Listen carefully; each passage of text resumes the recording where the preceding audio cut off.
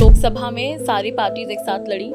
जो इंडिया गठबंधन था काफ़ी अच्छे से लड़ा, एकता का एक वो मिसाल दी गई, यूनिटी की बात की गई। लेकिन वही चीज़ विधानसभा में तार-तार होती नजर आ रही है। जब वो गठबंधन हुआ था, इंडिया गठबंधन, तो पहले ही तय हो गया था कि ये हमने देश के लिए किया है, देश के हित के लिए किया है, देश को निरंकुश शक्तियों से, दमनकारी शक्तियों से बचाने के लिए किया है।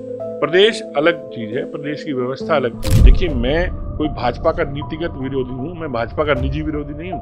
प्रधानमंत्री मेरे भी हैं, जो अल्टीमेटली हमारे देश लोकतंत्र में जो पावर है वो राजनीतिक सिस्टम के पास ही है। हम इंदिरा जी को अपनी प्रेरणा मानते थे कि एक महिला होने के बाद भी देखो उन्होंने देश को किस तरह से संभाला। सर, जिस तरीके से आपकी पूरी पीढ़ियां जो है पर्दे के पीछे रहकर काम करती रही, और अब आप भी जो है पर्दे के पीछे रहकर कांग्रेस को कहीं ना कहीं मजबूत कर रहे हैं। लेकिन अगर आपको सामने आने का मौका मिले तो आपको वो एक जो अपॉर्चुनिटी जिसकी हर कोई बात करता है, तो आप उसको ग्रैब करेंगे, उसको लेना चाहेंगे? ठीक है, पार्टी मौका देगी, हम अनुशासित कार्यकर्ता हैं, तो डेफिनेटली। तो कांग्रेस पे सर आजकल क्या काफी टाइम से वंशवाद होने के, परिवारवाद होने के आरोप लगता है।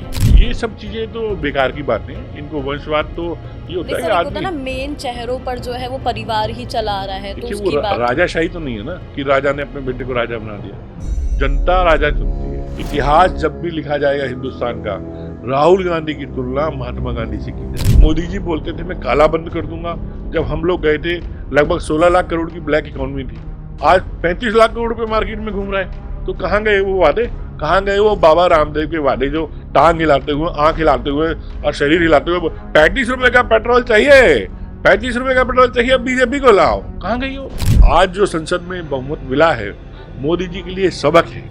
इमरजेंसी का जो बात बोलते हैं ना इंदिरा जी के ऊपर, लेकिन वो एक राजनीतिक प्रोसेस थी। करोड़ आदमी को इस देश का प्रधानमंत्री बोलता है मैं 5 किलो अनाज दे रहा हूँ। शर्म है, डूब के मर जाए ये सरकार। क्या आप सनातन धर्म को मानते हैं? 100% मैं सनातनी, लेकिन मेरा सनातन धर्म ये नहीं कहता कि मुसलमान खराब है। बीजेपी चुनाव जीतने के बाद भी हारा हुआ महसूस कर रही है, कांग्रेस हारने के बाद भी जीता हुआ महसूस कर रही है। कांग्रेस पार्टी को 3 लाख वोट और मिल जाते तो हम लोग आज की डेट में 400 सीटों पर होते। नमस्कार, आप देख रहे हैं चौपाल खबर। मैं हूं आपके साथ काजल चौधरी।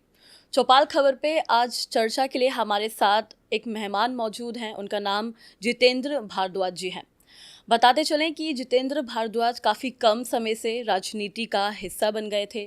खूब संघर्ष किया उन्होंने, और अपने संघर्षों के बल पर आज हरियाणा कांग्रेस कमेटी के कार्यकारिणी अध्यक्ष हैं। बतौर प्रवक्ता भी अपनी अच्छे से भूमिका निभा रहे हैं। तो आज उनसे हमारी चर्चा रहेगी। जिस तरीके से हमने देखा, लोकसभा चुनाव अभी ही समाप्त हुए हैं, और उसमें कांग्रेस का जो प्रदर्शन रहा है वो काफ़ी बेहतर हुआ है पहले से। उनकी छवि बहुत अच्छे से सुधरी है इस बार। तो इसी पर हमारी चर्चा रहेगी। हरियाणा जो है, विधानसभा चुनाव बेहद नज़दीक आ रहे हैं, तो क्या कुछ उनकी भूमिका रहने वाली है, और कैसे जो जितेंद्र भारद्वाज जी हैं वो कांग्रेस को मजबूत करने में सक्षम रहेंगे। तो नमस्कार सर, आपका बहुत बहुत स्वागत है हमारे चैनल चौपाल। नमस्कार, बहुत बहुत धन्यवाद कि आपने मुझे बुलाया अपने चैनल पर। जी सर, सबसे पहले बात कर लेते हैं कि आपने शुरुआत कहाँ से करी, आपका जो शुरुआती सफ़र था राजनीति, क्योंकि सबको जो है ये पता है कि आप बहुत कम समय से जो स्टार्ट हो गए थे, आपने सारी चीज़ें बहुत कम समय में, बहुत छोटी उम्र में ही शुरू कर दी थी। तो आपका जो पॉलिटिक्स में एंट्री कब हुई? मैं देखिए बचपन से, क्योंकि हमारे दादाजी जो ये सोना है, ये हल्का इतना बड़ा होता था कि उधर नूह, रेवाड़ी, इधर हथीन तक हमारा हल्का होता था। हमारे दादाजी उस समय अब तो 40 साल पहले की बात बता रहा हूँ, वो ब्लॉक अध्यक्ष होते थे। हल्का हल्का होता था उस समय, ब्लॉक तो बाद में बने। और उससे पहले 1942 से ही हमारे दादाजी स्वतंत्रता आंदोलनों में पार्टिसिपेट कांग्रेस पार्टी के माध्यम से उन्होंने किया। वो बात अलग है कि उन्होंने कभी भी फ्रीडम फाइटर का कैडर नहीं लिया, क्योंकि वो ये कहा करते थे कि देश की आज़ादी हमने अगर ली है तो सुविधाओं के लिए नहीं लिए, वो हमारा नैतिक फ़र्ज था कि हमें देश को आज़ाद हो, देश आज़ाद हो, और यही हमारा एक हिंदुस्तानी होने के नाते हमारा फ़र्ज था, वो हमने पूरा किया। तो इसके लिए हम सुविधाएं लें, वो हमें शोभा नहीं देता। और तो उनसे इंस्पायर होकर के बचपन से ही हमेशा दिल में एक प्रेरणा रही कि कांग्रेस पार्टी, क्योंकि इस देश का डीएनए है। हम एक पूरा आंदोलन जो है कांग्रेस पार्टी के माध्यम से लड़ा गया और ये देश आज़ाद हुआ। तो जो भावनाएं हमें बचपन में जो हमने पढ़ा देखा कि भाई सब कांग्रेसी जो है ना, उन्होंने हर तरीके से किसी रूप में बलिदान अपना आज़ादी के लिए किया। जो आज सत्ता में हैं, उनमें से तो शायद एक भी व्यक्ति कोई ऐसा नहीं बता सकता कि उन्होंने कोई सत्ता के इस देश को आज़ाद कराने के लिए आंदोलन किया हो। मैं उस विषय पे नहीं जाऊँगा, बट चूँकि मेरी पृष्ठभूमि ये रही थी, तो आपने क्वेश्चन पूछा है कि मैं बचपन से क्यों आया। चूँकि उसके बाद हमारी तीसरी पीढ़ी, बीच की पीढ़ी, मेरे फादर जॉब में चले गए थे बैंक में, तो मुझे ऐसा लगता था कि दादाजी की जो वो सेवा है, जो भाव है, लोग आते थे उस समय, क्योंकि साधनों का अभाव था, ये टेलीफोन, ये मोबाइल, ये फैसिलिटीज़ नहीं थी, और लोग जो है क्षेत्र के अंदर एक अपना सहारा ढूंढते थे कि किस नेता के पास हम जाएं, अगर विधायक चंडीगढ़ हैं, क्योंकि उस समय लोगों को मिलने के लिए एक ही साधन होता था, सरकारी बस। जिस सरकारी साधनों से ही लोग जाया करते थे। तो दादाजी हमारे यहाँ हमेशा लोगों की सेवा करते थे, कांग्रेस पार्टी के अध्यक्ष के रूप में कहिए, या एक लोक सेवक के रूप में। तो उनसे प्रेरणा लेकर के मैंने भी ये फिर मन बनाया, क्योंकि मेरे पिताजी राजनीति में नहीं आए, हमारे चाचा जी, कोई भी हमारे परिवार से राजनीति में नहीं आया। तो फिर मेरे अपने आप मन में आया। हालांकि इस बीच दादाजी की उम्र 95 96 के आसपास हो गई थी, तो उन्होंने राजनीति से लगभग लगभग किनारा कर लिया था। तो मुझे महसूस होता था कि मुझे ज़रूरत है। तो 14 वर्ष की उम्र में मैं यूथ कांग्रेस का उपाध्यक्ष बना, और उस फिर आगे ये सफ़र जारी हुआ। और 92 की एक स्टोरी है कि जब हम हमारा 91 92 में जो विधानसभा हो और लोकसभा साथ हो रहे थे, उस समय हमारे एमपी राव धर्मपाल और एमएलए राव धर्मपाल लड़ रहे थे, एमपी कर्नल राम सिंह, उनके बीच में किसी बात पे विवाद हो गया रैली के दौरान। तो वो दोनों अलग हो गए। हमने सोचा एमपी बड़ा होता है तो एमपी के साथ लग जाते हैं, क्योंकि उसमें युवा कांग्रेस में तो इतनी समझ नहीं थी। और हालांकि दादाजी ने मेरे को कहा कि बेटा, एमएलए के साथ रहना है, कि हमारा लोकल एमएलए बहुत काम आते हैं, रोज रोज का काम एमएलए से होते हैं। अब मेरा आईक्यू ये था कि दिल्ली वाले लोग बड़े होंगे कि भाई एमपी हैं, तो मैं एमपी साहब के साथ लग गया, कर्नल साहब के साथ, और मैंने सफ़र अपना उनके साथ शुरू किया। बाद में उन्होंने मुझे अपना एपीएस भी बनाया, और मैं कॉलेज में पढ़ते पढ़ते राजनीति में सक्रिय रहा। फिर मैं ब्लॉक का अध्यक्ष हो गया यूथ कांग्रेस का। फिर मैं जिला कांग्रेस का भी अध्यक्ष हुआ। उससे पहले जिला में उपाध्यक्ष भी हुआ। तो फिर महासचिव भी रहा जिले प्रदेश के अंदर। फिर उसके बाद बड़ी कांग्रेस में आ गया मैं। बीच में एनएसयूआई में भी मुझे मौका मिला। मैं बिहार झारखंड का प्रभारी भी रहा। उस समय अलका लामा हमारी अध्यक्ष होती थी। तो उस 14 साल की उम्र में जो सफ़र शुरू किया था, और उस सफ़र में बहुत पड़ाव आए। जो फिर एनएसयूआई के बाद फिर मैं बड़ी कांग्रेस में, क्योंकि दादाजी को दोबारा से, जब वो 97 के थे लगभग, हुड्डा साहब अध्यक्ष थे, हुड्डा साहब ने उनको अध्यक्ष बना दिया। तो हुड्डा साहब ने कहा काम मुझे करना था, तो मुझे उनके साथ वर्किंग लगा दिया महासचिव बना करके, कि आप वर्किंग प्रेसिडेंट बनो। तो वो वर्किंग और अब वर्किंग, तो ब्लॉक का भी मैं वर्किंग था, अब मैं प्रदेश का भी वर्किंग बना हूँ। तो वो ब्लॉक से फिर दोबारा से सफ़र शुरू हुआ यूथ कांग्रेस और एनएसयूआई के बाद। और फिर उसके बाद हुड्डा साहब चीफ मिनिस्टर बन गए। फिर मैं उनके टाइम में जिले का अध्यक्ष भी बना, उससे पहले हल्के का अध्यक्ष भी बना। जिला मैंने संभाला, और मेरे बाद अब 10 साल से, क्योंकि प्रदेश में किन्हीं कारणों से संगठन नहीं आया, सभी जानते हैं, तो 10 वर्ष से वो कार्य भी मैं ही संभाल रहा हूँ, क्योंकि कोई भी अध्यक्ष नहीं आया। तो इस नाते कार्यालय और उसकी सारी सेवाएं, अब कहने का मतलब ये है कि वो राजनीति का लंबा सफ़र लगातार जारी है और आगे भी जारी रहेगा। जी सर, जैसे आपने बोला कि आपने जो है काफ़ी सारे, अभी हमने सुना कि बहुत सारे आपको पद मिल चुके हैं, कांग्रेस की तरफ से काफ़ी जिम्मेदारियां आप संभाल चुके हैं। तो जाहिर सी बात है 14 साल की उम्र से कोई अगर एक, क्योंकि 14 साल का उम्र का एक तो बच्चा ही होता है, तो वो अगर अपना शुरुआती ही सारी चीज़ें करता है तो संघर्ष बहुत ज़रूरी होता है, संघर्ष बहुत करना पड़ता है। और कांग्रेस जो कि एक नेशनल पार्टी पहले से ही रही है, तो सर कितना आपको इसमें चैलेंजेस, क्योंकि समस्याएं तो ज़रूर आई होंगी जब इतने सारे बहुत पद आए, आपने संभाले। चैलेंजेस बहुत आए। घर से जूस के लिए पैसे मिला करते थे, ट्यूशन के लिए पैसे मिला करते थे, चुपचाप से लॉटरी डाल देते थे। उस समय सिस्टम चलता था, 20 लोग मिल करके एक अपना ग्रुप बना लेते थे। तो जिसकी वो निकल आई स्लिप, तो वो 20,000 उसके हो जाते थे। वो बाकी उसकी इंस्टॉलमेंट आती थी हमारी 400 रुपये। फिर वो पैसा मैं राजनीति में खर्च करता था। ये कॉलेज के समय की बातें हैं। पहले से ही मतलब सोच मतलब के रखा हाँ, था। क्योंकि नेतागिरी मन में रहती थी ना, अब ये इवेंट करना है, वो इवेंट करना है। तो पार्टी के कार्यों में देखिए, ठीक है कि पैसा बहुत कुछ नहीं है, लेकिन पैसा जरूरी भी होता है। तो वो धीरे धीरे यार दोस्तों से बदल ली, कभी घर वालों से बदल ली, कभी ट्यूशन के पैसे बचा लिए। तो ऐसे करके ये राजनीति में सफ़र चलता रहा। हालांकि हमारे दादाजी बहुत संपन्न थे और हम अच्छे परिवार से आते थे, तो हमें कभी इन चीज़ों की दिक्कतें नहीं आई। बट फिर भी राजनीति में इतने खर्चे होते हैं कि आप सारी चीज़ें मैनेज करते हो। बहुत संघर्ष रहा, क्योंकि एक उद्योगपति का बेटा जब राजनीति में आता है या किसी नेता का बेटा राजनीति में आता है, तो उसको एक पृष्ठभूमि तैयार मिलती है। हम लोगों को हर काम के लिए स्वयं अपनी पृष्ठभूमि तैयार करनी पड़ी और अपनी मेहनत करनी पड़ी। लेकिन उस मेहनत करने में बड़ा अच्छा लगता था, क्योंकि लोगों की सेवा जब दादाजी को करते देखते थे, वही मौका जब हमें मिला तो हमें बड़ी खुशी होती थी कि हम किसी का दुख दर्द अगर हम दूर कर पाएँ, तो उससे बड़ी आत्मा को प्रसन्नता मिलती है। वो ठीक है कि राजनीति एक माध्यम है, उसके माध्यम से आप सेवा करते हो, क्योंकि ताकत राजनीति में ही है। इसलिए वो इस और कोई माध्यम, मुझे लगता है कि वो ठीक है माध्यम बहुत हैं, एनजीओ भी चलाते हैं लोग, लेकिन जो अल्टीमेटली हमारे देश लोकतंत्र में जो पावर है, वो राजनीतिक सिस्टम के पास ही है सारी। सर, जो सेवा नीति का जो भाव है, जो आपके मन में पहले से ही था, एक राजनीति में आने के बाद उसको शायद और उसमें तूल पकड़ा, तो मैं जानना चाहूँगी कि जो सेवा नीति का जो भाव होता है, वो आपको किससे मिला? प्रेरणा किसको, मतलब आप अपना प्रेरणादायक किससे समझते हैं? किसे किसे देखकर आपको लगता है कि यार मुझे ना ऐसे बनना था? आई मीन नहीं, देखिए, मेन तो हमारे दादाजी से ही हमें प्रेरणा मिली थी। वो हमारे हाथ पकड़ के ले जाते थे, हम इंदिरा जी के उस समय नारे लगाया करते थे। इंदिरा जी उस समय हमारे देश की प्रधानमंत्री थी और स्ट्रगल का दौर भी रहा, हम बहुत छोटे थे। तो हम इंदिरा जी को अपनी प्रेरणा मानते थे कि एक महिला होने के बाद भी देखो उन्होंने देश को किस तरह से संभाला। और मैं समझता हूँ उनके बाद इतनी स्ट्रॉन्ग प्रधानमंत्री इस देश को नहीं आयरन मिला लेडी जिन्होंने, के हाँ, उसमें थी आयरन वो। लेडी भी, और उन्होंने विश्व में भी अपना हमारा नाम बनाया।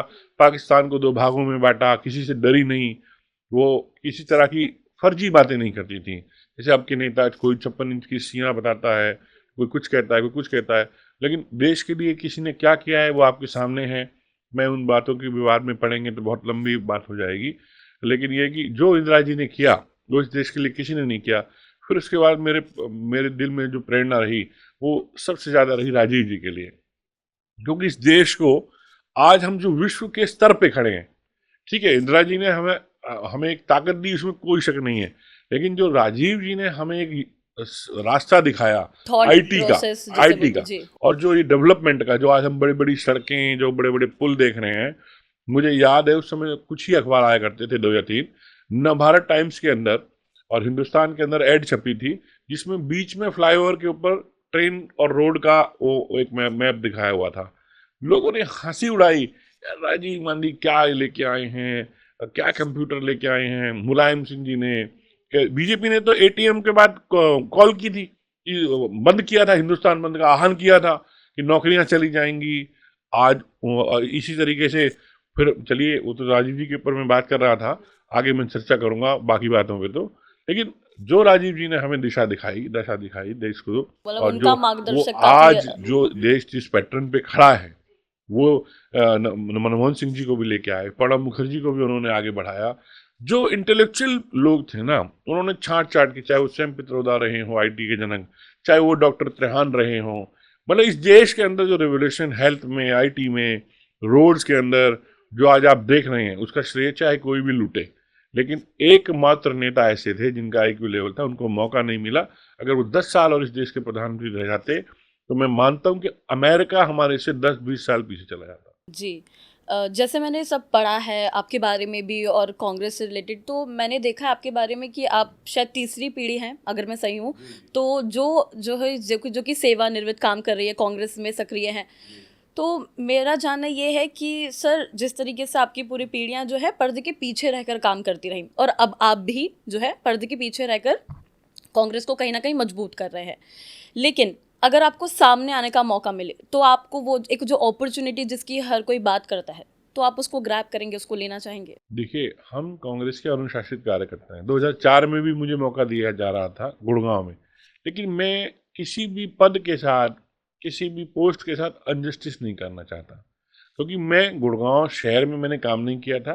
तो स्ट्रेट फॉरवर्ड मैंने पार्टी को बता दिया कि मैंने गुड़गांव में नहीं, सोना में काम किया है। आप अगर मुझे सोना से चांस देना चाहें, 2004 की बात कर रहा हूँ, तो मैं सोना से तैयार हूँ। लेकिन उस समय गुड़गांव में ज़रूरत थी, तो वो मैंने मना किया। इस बार भी मुझे लोकसभा में मौका दिया गया, मेरे नेता हुड्डा जी जी, ने खूब इसमें और चर्चाओं केंद्र में से था भी आपका नाम। जी। मुझे पूछा गया, लेकिन उसमें भी मैंने यही जवाब दिया कि अगर मुझे 1 साल पहले कहा जाता लोकसभा लड़ना है, क्योंकि वो इनजस्टिस है कि आप 1400 गांव में पूरे हल्के में, आपने 1400 में से 400 गांव में नहीं घूमे और आप चुनाव लड़ने चल दिए, तो लोगों के साथ क्या जस्टिस होगा कि आप एंड टाइम पे आकर के लोगों से कहो कि मैं आ गया, तो क्यों आ गए? ये तो पहले होना चाहिए। उसमें बहुत सारी तकनीकी कमियां हैं। पार्टी को भी मैं कहूंगा कि जिसको भी लड़ाना हो कम से कम 6 महीने पहले बताना चाहिए। वो आगे टिकट चेंज करनी हो कर दे, पार्टी की मर्जी है, लेकिन 6 महीने पहले एटलीस्ट 80% उम्मीदवारों को बता देना चाहिए कि आप हमारे संभावित उम्मीदवार हैं। लेकिन ऐसा नहीं होता, बहुत सारे कारण हैं, हाईकमांड की भी मजबूरियां रहती हैं, गुटबाजी एक कारण होते हैं, सब अपने अपने नेता वर्कर्स को चाहते हैं। ये हर पार्टी के अंदर, ऐसा नहीं कि कांग्रेस है, भाजपा में भी है, और वहाँ भी एक एक पोस्ट के लिए 50-50 उम्मीदवार हैं।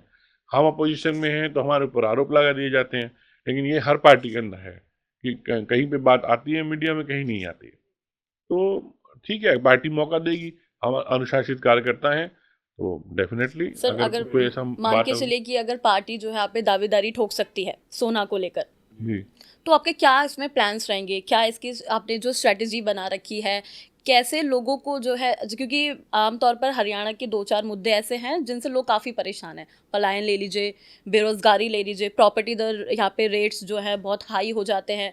गुरुग्राम का एक अलग सेक्टर का नाम तो आता है, लेकिन सोना जैसे छोटी-छोटी विधानसभाएँ हैं, उनको कोई पूछता भी नहीं है। तो उसको कैसे आप जो है उसको सँवार सकते हैं? सोना का भविष्य कैसे बदल सकते हैं?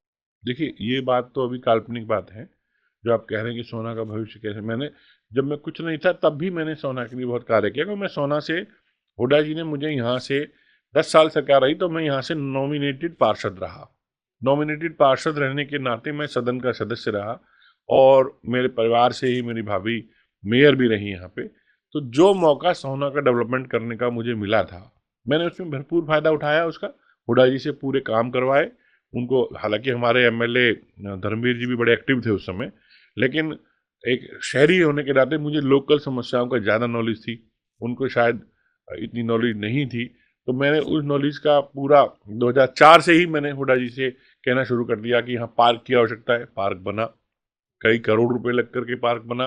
सोना में 50 साल आज़ादी को हो गए, सोना में कोई पार्क नहीं था। सोना के अंदर बस स्टैंड बनवाया, स्टेडियम बनवाया, सब ये सब हुड्डा जी के कार्यकाल में, हमारी कांग्रेस की सरकार के कार्यकाल में हुआ। जो जो हम अपने मुख्यमंत्री से मांगते थे उन्होंने दिया, उनका मैं धन्यवादी रहता हूँ। इसलिए हम ये कहते हैं कि अनुशासित कार्यकर्ता हैं, कि जो वो बोलेंगे, जो हमारे नेता बोलेंगे, जो हाईकमान बोलेगी, हम उस पर एग्रीड रहेंगे। लेकिन कोई ये कहे कि सोना में हम विकास नहीं कराया हमने, जो विकास हम सोना में करा गए, उसके बाद आज 10 वर्ष पूरे हो गए, अब पत्थर रखे जाएंगे। अब अगर कोई विकास का ड्रामा करेगा अभी ना, तो केवल अब शिलान्यास हो सकते हैं। आज से 1.5 साल पहले, 1.25 साल पहले मैंने एमपी के लिए भी कहा था कि राव इंद्रजीत आखिरी कार्य टाइम में केवल पत्थर रखवाएंगे, और वही हुआ, एम्स का शिलान्यास करा दिया उन्होंने। और इसके अलावा उन्होंने भी कोई 10 साल के अंदर, 20 साल हो गए उनको आज सांसद बने हुए, कोई योजना नहीं लाए। सेम हमारे सोना के साथ ट्रेजेडी है कि कोई एमएलए यहाँ पे आता है, सोना को उपनिवेश समझा हुआ है, सोना को लूटते हैं और यहाँ से कमाते हैं और चले जाते हैं, और वो बाद में शक्ल भी नहीं दिखाते। कोई राजस्थान चला जाता है यहाँ से एमएलए हारने के बाद, कोई एमएलए हारने के बाद अपने घर में बैठ जाता है, लेकिन सोना को उपनिवेश की तरह लूटा जाता है। तो लगभग 20 सालों से ये मांग उठ रही है कि सोना का स्थायी निवासी, लोकल आदमी एमएलए होना चाहिए। उस डिमांड को मैं पार्टी से पुरजोर से उठाऊंगा, और यही मेरी लेकिन सर, डिमांड है इस बार कि सोना का ही कांग्रेस लोकल जी, आदमी एमएलए बनना चाहिए। हाँ, लेकिन सर जिस तरीके से पैटर्न देखने को मिला है पार्टी की तरफ से, तो वो ज़्यादातर बाहरी लोगों पर जो है भरोसा दिखाती है। आप स्थानीय हैं, तो आपको लगता है कि आप पर जो है भरोसा दिखा सकती हैं, या फिर जैसे आप पहले से ही काम मैंने करते आए कहा हैं ना, तो? मैं इस बात पे कोई वो नहीं रखता कि वो मुझे दें या किसी को दें। मेरी डिमांड ये है, मैं तो सोना में काम करता ही हूँ, संगठन का भी, और वो भी आगे भी करूँगा, चाहे वो मुझे टिकट दें या ना दें। लेकिन मेरी डिमांड यही है कि किसी भी लोकल और अच्छे व्यक्ति को, जो जिसको इलाका समर्थन दे, जातिगत ना देखते जो हुए, सारी चीज़ों से अवगत हाँ, हो, सारी जो समस्याओं सोना का से। विकास करने में सक्षम हो। क्योंकि बड़ी त्रासदी है सोना की और ताउडू की, कि हमें कोई लोकल आदमी मिला ही नहीं आज तक, और जो अगर लोकल कोई लड़ता भी है तो वो बगैर पार्टी के लड़ता है। लोग समझते हैं कि पार्टी को ही वोट देनी चाहिए, क्योंकि विकास पार्टी की सरकार बनती है तो उसी के माध्यम से होता है। तो मेरी तो दोनों ही पार्टियों से डिमांड है, अपनी अपनी से नहीं, जो भी दें लोकल को टिकट दें। बहुत टाइम हो गया, 1966 से हरियाणा बना, उससे पहले आज़ादी 1947 में मिली, 47 से अब तक सोना के किसी आदमी को टिकट नहीं दी गई। अच्छा, अगर हम वापस से कांग्रेस पे ही आते हैं तो कांग्रेस पे सर आजकल आजकल क्या काफ़ी टाइम से वंशवाद होने के, परिवारवाद होने के आरोप लगता हैं, तो उनको उसमें कितनी सच्चाई है और कैसे आप इनको देखते हैं कि कैसे आप इन सबको खारिज कर सकते हैं? ये देखिए, ये एक नेचुरल प्रोसेस है, मैं इसमें कोई बुरा नहीं मानता। वंशवाद तब गलत है अगर आप किसी नालायक बच्चे को आगे बढ़ाएं। तो किसी का बच्चा सुयोग्य है, ये लोकतांत्रिक देश है। अगर किसी ने अपने बेटे को नेता बनाया, उसको जनता चुन करके एमएलए या एमपी बनाती है, तो वंशवाद कहाँ रहा? आप कैंडिडेट किसी को भी चुन सकते हो, ये आपका राइट है। आपने अपने बेटे को बनाया, अपने दोस्त को बनाया, अपने वर्कर को बनाया, ये आपका राइट है। वंशवाद तब है कि आप कह दे रहे हो कि मैंने अपने बेटे को एमएलए नॉमिनेट कर दिया, मैंने अपने बेटे को एमपी नॉमिनेशन तो है ही नहीं इस देश में। यहाँ तो लोग चुनते हैं, तो लोग जिसको पसंद करेंगे। अब किसी बेटे नेता का बेटा होना मैं कोई पाप थोड़ी मानता हूँ। और अब बीजेपी के अंदर कौन सा नेता है भाई? आप मोदी जी के आगे परिवार नहीं है, शादी नहीं हुई, या राहुल जी को भी शादी नहीं हुई है, लेकिन जिनकी शादी हो रखी है, जिनके बच्चे हैं, आप मुझे गिनवा के बताएं कौन सा आदमी है बीजेपी का जिसके बच्चे राजनीति में नहीं है? क्या राजनाथ सिंह जी का बेटा एमएलए एमपी नहीं बना? आप फिर गडकरी जी के आए, किसी के भी परिवार में आ जाए, मैं पर्टिकुलर किसी का नाम लेकर के वो फिर एक वो हो जाएगी कि मैं उसको पॉइंट आउट कर रहा हूँ। आप बीजेपी की लिस्ट निकाल लीजिए, कांग्रेस की लिस्ट निकाल लीजिए, दोनों में लगभग हो सकता है बीजेपी का ही ज्यादा निकले। और ये सब चीजें तो बेकार की बातें हैं, इनको वंशवाद तो ये नहीं होता है कि सर, एक होता है आदमी। ना मेन चेहरों पर जो है वो परिवार ही चला आ रहा है, तो देखिए, वो उसकी बात। राजाशाही तो नहीं है ना कि राजा ने अपने बेटे को राजा बना दिया। जनता राजा चुनती है, कैंडिडेट देना हमारा फर्ज है। मैं किसी को भी कैंडिडेट दूं, ये मेरा राइट है, लेकिन उसके बाद उसका चुनाव तो जनता कर रही है ना।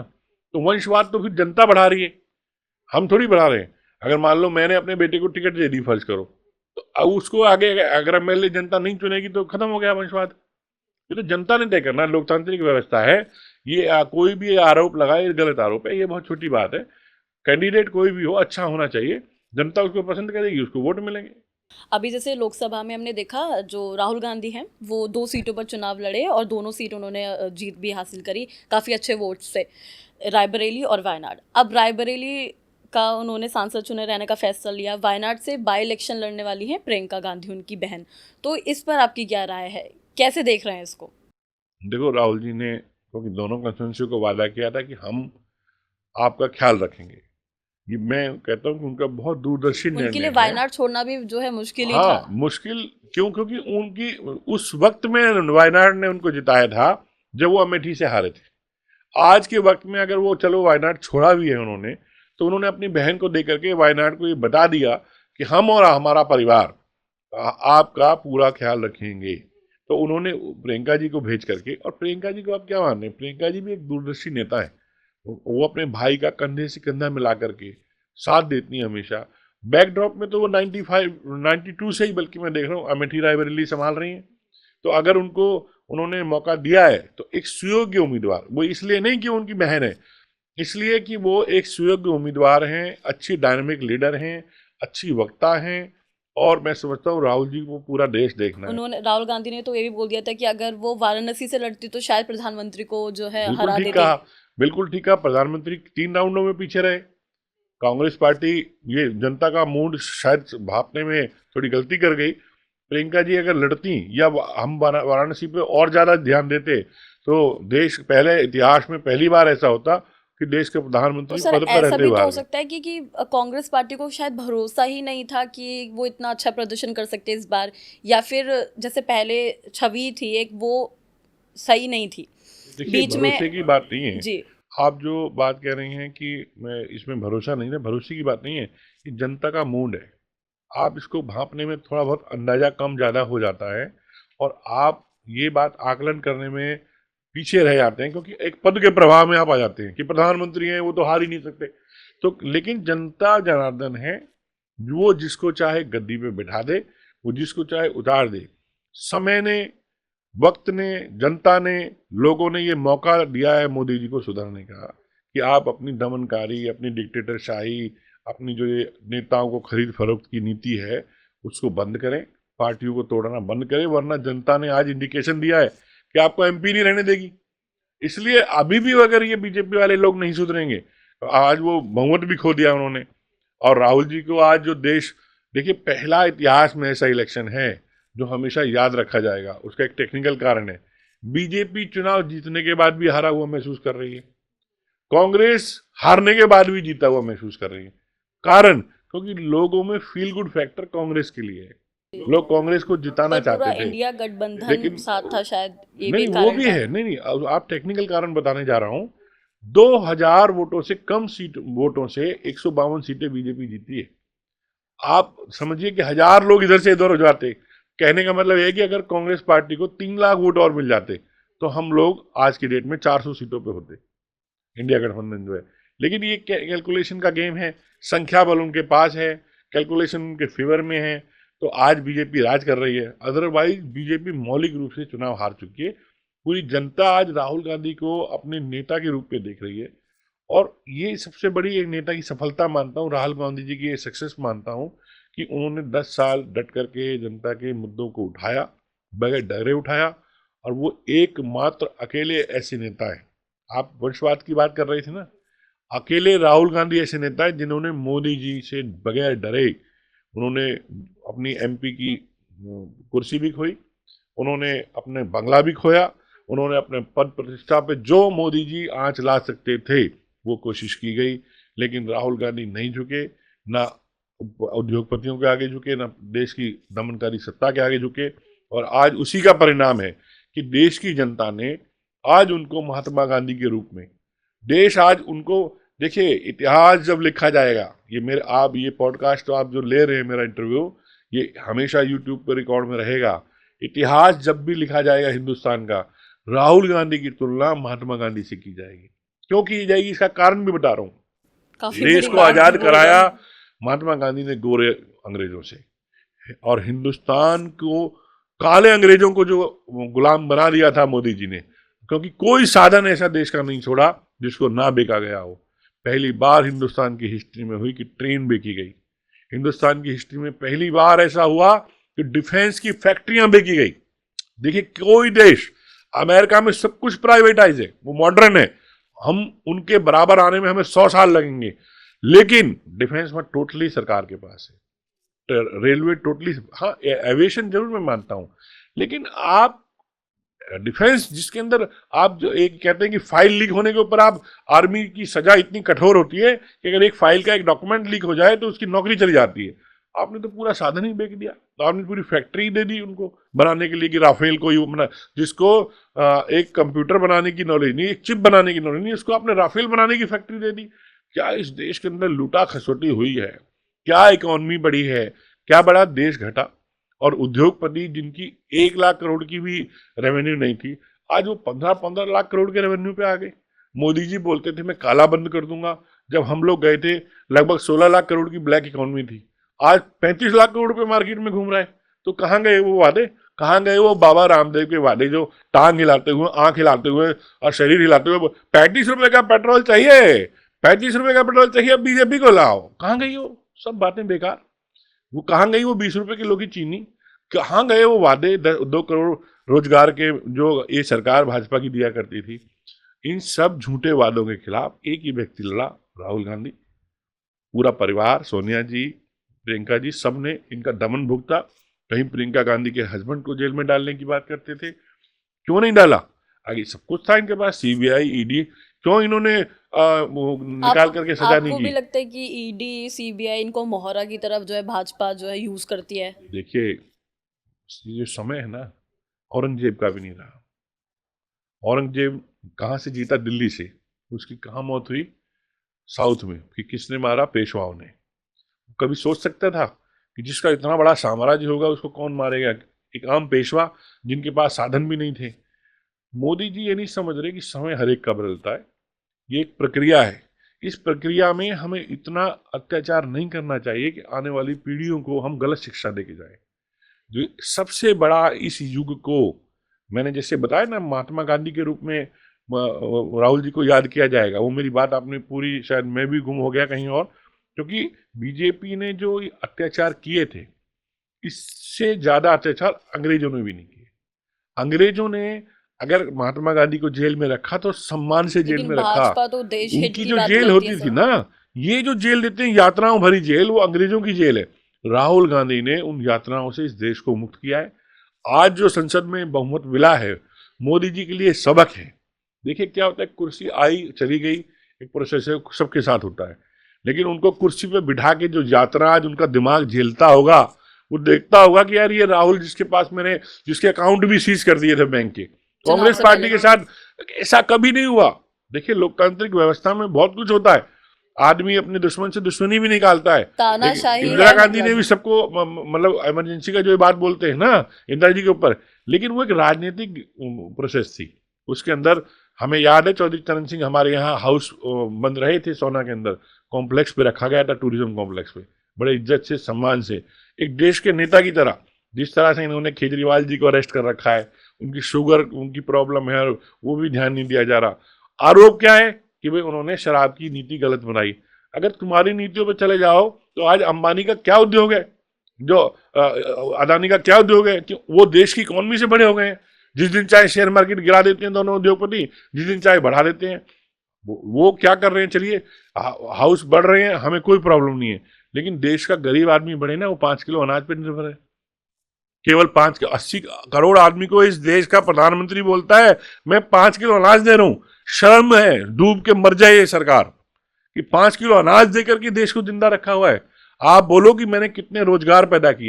पर सर वो राहुल भाजपा गांधी बताए ने भी तो बोला हरियाणा कि या 1 लाख दिल्ली रुपए में सालाना जो है महिला को देंगे, तो एक तरह की ये भी तो। सरकार आती तो राहुल गांधी ने जो वादा किया जरूर पूरा करते। देखिए मैं कोई भाजपा का नीतिगत विरोधी हूं, मैं भाजपा का निजी विरोधी नहीं हूं। प्रधानमंत्री मेरे भी हैं, नरेंद्र मोदी मेरे भी प्रधानमंत्री हैं, लेकिन मैं उनकी नीतियों का विरोध करता हूं। उन्होंने जो नीति दी 2 करोड़ रुपए, 2 करोड़ रोजगार देंगे हर महीने हर साल, कहाँ दिए रोजगार, दिए क्या? बेरोजगारी का आलम है कि आज नीट की परीक्षा क्या आप हाल देख रहे हैं, 25 लाख बच्चों का भविष्य अधर में लटक गया। ये तो लीक हो गई बात, लीक नहीं हो, हर साल यही होता है। आप सैकड़ों, हर सरकार में देख लो, हरियाणा में सारे पेपर लीक होते हैं। हरियाणा में तो बताते हैं 30 से ऊपर ज्यादा पेपर लीक हुए हैं। मेरे एक दिन रिकॉर्ड बता रहा था हमारा प्रवक्ता, और वही मेरे को तो जब मैं ऑन रिकॉर्ड बोल रहा था तो मेरे को तो ये कहा था लीगल नोटिस देंगे। मैंने जो नोटिस हो दे, लेकिन जो है वो तो रिकॉर्ड पे है ना। मेरे मेरे झूठ बोलने या सच बोलने से थोड़ी फर्क पड़ रहा है। जो चीजें लीक हुई हैं वो तो लीक हुई हैं। तो कहने का मतलब ये है कि ये केवल सरकार विरोधियों को दबाने का काम करती है, डेवलपमेंट पे इनका कोई ध्यान नहीं है। आप सड़कों का हाल देखो, आज एयरपोर्ट का, आज ही आप जाइए, T1 टर्मिनल गिर गया। ऐसा हिंदुस्तान के इतिहास में पहली बार हुआ है कि हमारे देश की क्या इंटरनेशनल छवि जाएगी। आप रोडों पे जाइए, प्रधानमंत्री ने वो अंडर टनल उद्घाटन की, वो टनल बंद रही कई महीनों। अभी एक फ्लाईओवर का आ रहा था। और आप हमारे सोना रोड पे आ जाइए, इन्होंने ये रोड बनाया है, वो रोड पूरे रास्ते भर क्रैक रहता है। आप अभी जाएंगे तो आपको पता लग जाएगा, दो तीन जगह काम चल रहा होगा। तो बहुत बुरा हाल है, मतलब चारों तरफ अफरा तफरी का माहौल है। फाइनेंशियल स्टेबिलिटी नहीं है देश की। जीडीपी का हाल देख लीजिए, महंगाई का आलम देख लीजिए। जो लोग 30 रुपए के लीटर की तेल की बात करते थे, आज 100 रुपए पेट्रोल है, 100 के आसपास ही, 80 90 के आसपास, 80 के आसपास बीच में डीजल है। जो महंगाई का आलम है आम आदमी का, वो बुरा हाल है। केवल देश को हिंदू मुसलमान के विवाद में फंसाया हुआ है। वो मंदिर का आप हाल देखो, राम मंदिर के नाम पे वोट मांगते थे, वहाँ मंदिर में पानी टपक रहा है, उसकी छत पानी गिर रहा है, और जनता ने इनको नकार दिया। नासिक ये हार गए, अयोध्या ये हार गए, वाराणसी से प्रधानमंत्री मुश्किल से जीते, इलाहाबाद ये हार गए, खाटू श्याम ये हार गए, मेहंदीपुर बालाजी से हार गए, चित्रकूट से हार गए। जितने हिंदुओं के धार्मिक स्थान हैं, सबकी यहाँ जनता ने नकार दिया कि हमें आपकी आवश्यकता नहीं है। भगवान राम जब गए थे, रामायण आप पढ़िएगा, आप प्रेस में हैं, वो हनुमान जी को कह के गए थे कि आप संभालिए, हम अब चित्रकूट जा रहे हैं। चित्रकूट से भी हार गए। तो इनको तो भगवान राम ने ही हरा दिया, और वो ये बता दिया कि तुम हमें नहीं लाए थे, हम इस सृष्टि को लाए थे। तो सर कारण क्या समझ रहे हैं आप इसका, किस चीज का? कि अगर पहले तो बताइए कि आप सनातन धर्म को मानते हैं? 100% मैं सनातनी हूँ। तो 101% मैं सनातनी हूँ, और इसमें मैं गर्व से कहता हूँ कि मैं सनातनी हूँ। जी, तो एक होता है धर्म को मानना, वो अपना व्यक्तिगत मामला है, चीज़ें हैं, सारी चीज़ें हैं।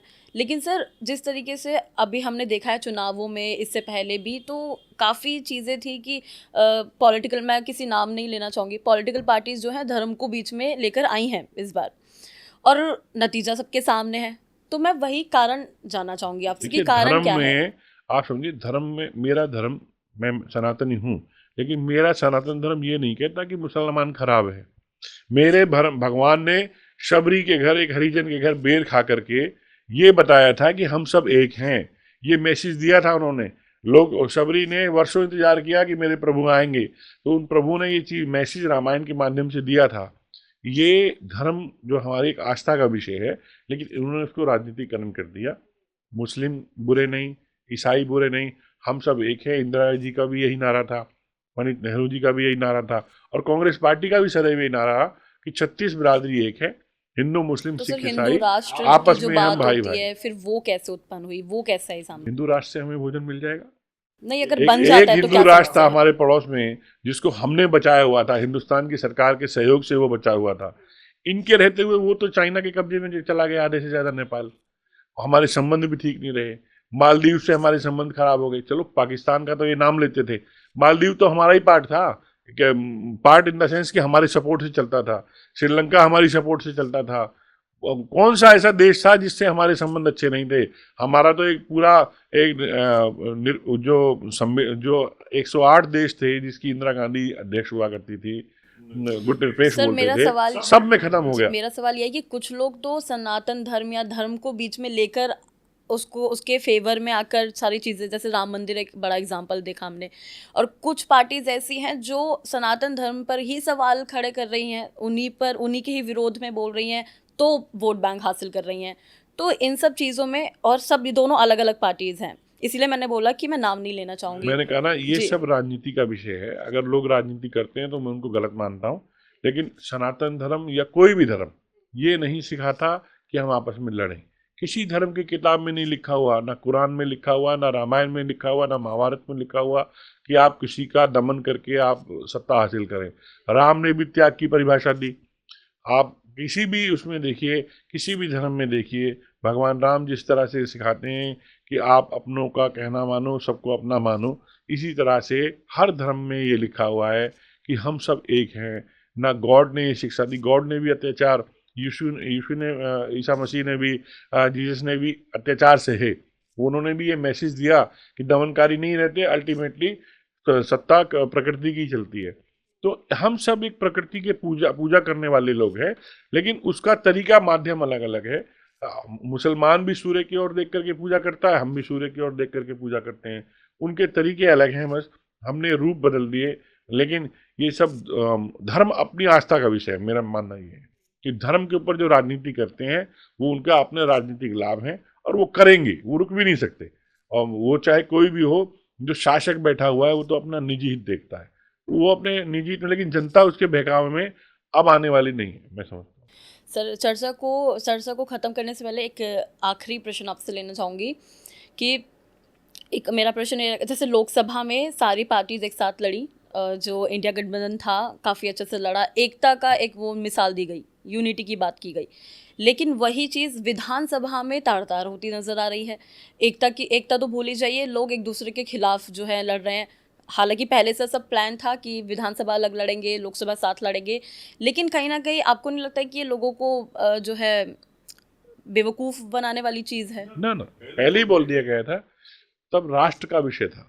जब राष्ट्र का विषय था, राष्ट्र बचाना जरूरी है। प्रादेशिक सरकारें अलग चीज होती हैं, वो हमारे गणराज्य के भाग हैं। लेकिन जब वो गठबंधन हुआ था, इंडिया गठबंधन, तो पहले ही तय हो गया था कि ये हमने देश के लिए किया है, देश के हित के लिए किया है, देश को निरंकुश शक्तियों से, दमनकारी शक्तियों से बचाने के लिए किया है। प्रदेश अलग चीज है, प्रदेश की व्यवस्था अलग चीज है, प्रदेश के मुद्दे अलग होते हैं, प्रदेश के डेवलपमेंट के झगड़े अलग होते हैं। वो उसमें हम कहीं पानी का झगड़ा है, कहीं पे रीजनल बातों का झगड़ा है। तो इसलिए प्रदेश के जो गठबंधन है, प्रदेश के हित को देखते हुए बनते हैं। अगर हमें जरूरत होगी, हम हरियाणा में हम सक्षम है अकेले लड़ने के लिए। हाँ, जहाँ जिस जिस प्रदेश में जरूरत है वहाँ हम गठबंधन करते हैं। हमने तमिलनाडु में किया हुआ है, हमने केरला में यूडीएफ बनाया हुआ है। जहाँ जहाँ हमारे को जरूरत है वहाँ हम करते हैं, जहाँ हम सक्षम हैं हम क्यों गठबंधन करेंगे। उत्तर प्रदेश में करते हैं हम गठबंधन, जहाँ हमारे को जरूरत है, जिस समय काल और मतलब परिस्थिति समय के की हिसाब मांग के हिसाब से चीजें चल रही प्रदेश की हैं। बात कर रहा हूँ। देश में हमारा इंडिया गठबंधन है और अभी जारी रहेगा, और आगे प्रभु करे कि इंडिया गठबंधन की सरकार बने जल्दी। सर एक सवाल और मेरे मन में आया है कि आपने बात करी हरियाणा की, तो हरियाणा के पूर्व मुख्यमंत्री भूपेंद्र सिंह हुड्डा, उससे आपके संबंध काफ़ी करीबी हैं, आपको काफ़ी उनका माना जाता है, तो उसका खासा एक रीज़न मैं जानना चाहूँगी। नहीं देखिए, वो हमारे, जब मैं छोटा था तो हमारे प्रदेश अध्यक्ष थे वो। उन्होंने मुझे ब्लॉक का अध्यक्ष बनाया, और तब से मैं 95 में उनके साथ, जब कर्नल साहब हमारे पार्टी छोड़ गए थे 96 में, तो हम उस समय हुड्डा साहब हमारे नेता थे, और वो दमनकारी नीतियों के खिलाफ यहाँ हरियाणा में संघर्ष कर रहे थे। उनका चारों का गुट होता था, हुड्डा साहब, वीरेंद्र सिंह सुरजेवाला जी और अपने कर्नल साहब। कर्नल साहब हमारे जो एमपी थे वो छोड़ गए, और हुड्डा साहब ने उस समय पार्टी में आस्था बनाए रखी। उसके बाद हम उनके साथ जुड़ गए, मैं उनके साथ ब्लॉक अध्यक्ष भी रहा, और वो फिर सफ़र जारी रहा। उसके बाद उन्होंने फिर राजीव जी की हत्याकांड के ऊपर भी पार्लियामेंट के अंदर कमेटी बनाई। तो हुड्डा साहब का जो संघर्ष था, हमें लगता था कि वो प्रदेश के भी हित में कार्य करते हैं, देश के हित में भी। एक साफ और स्वच्छ छवि के उन्होंने आज तक उसको बरकरार भी रखा, एक नेता हैं, तो इसलिए उनसे हमारे संबंध अच्छे बने, क्योंकि एक अच्छे नेता को चुनना ही अच्छे व्यक्ति का काम है। अगर हम अच्छे हैं तो अच्छे नेता को चुनेंगे, और वरना तो फिर जो बाकी अपनी अपनी चॉइस भी होती है लोगों की। सर बहुत बहुत धन्यवाद इस खास चर्चा में हमारे साथ जुड़ने के लिए। इस चर्चा को या फिर इस पेशकश को हम यहीं ख़त्म करते हैं। ऐसी ही तमाम अपडेट्स के लिए देखते रहे चौपाल खबर। धन्यवाद।